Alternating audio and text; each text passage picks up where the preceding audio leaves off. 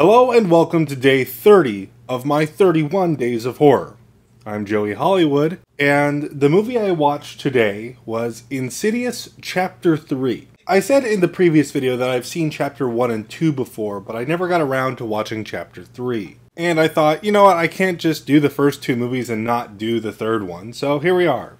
Day 30, Chapter 3. This movie is interesting. I feel rather conflicted about it, because it does things that I feel are better than the previous two movies, but I also like those previous two movies not because they're necessarily good, and I like the things I would normally consider to be bad. I like those things in that movie. And I guess you could say they remedied that. For instance, the music in this, while obnoxious in certain parts, is very subdued for most of the film, and I think a more critical horror fan, that might be an improvement. But I kind of liked how obnoxious the music was in the other two movies. So this one, it just felt kind of weird. It was like, oh, this movie isn't obnoxious and in your face. Is it even an Insidious movie? But overall, I think it was an okay movie. It's definitely the weakest of the three that I've seen. I think it was a huge mistake to make Insidious Chapter 3 into a prequel.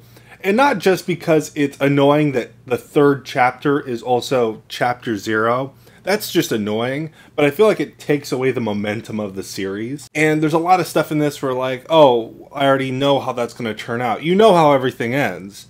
So there's less suspense involved. Although I do feel that the medium character has a lot more to do in this. She seemed to be put on the back burner in the first film quite a bit. She just kind of seemed to be there because they wanted to have like a poltergeist type medium character in the movie. Where this, she seems to have a lot more to do. She seems to have much more of a character. The main haunting story is okay, but I think the biggest strength of it is the actual ghosts in this one. The ghost is really creepy. Creepier than the ghosts in the first two films, honestly. It's just a guy with a breathing treatment mask, and he's so creepy, and he's probably the best looking ghost in this first three films.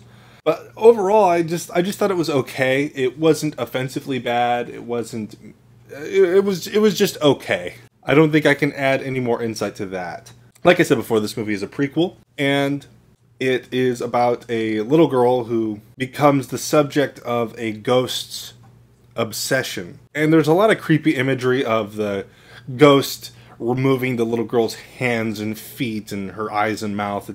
It's probably one of the best images of the whole movie. But I didn't really care about the girl in this. Frankly, the best parts of the movie were with the medium and her two stooges. And it's about them trying to get that girl out of the ghost world and kind of developing some ideas that are more established in the first two films. Although I might be wrong, but it felt like there were some contradictions between this movie and the first two. But I'd have to watch it again to make sure that that's actually a true statement. Honestly, I thought it was an okay movie. I didn't hate it. I didn't love it. It was just fine. And I think that's where I'm going to leave this one today.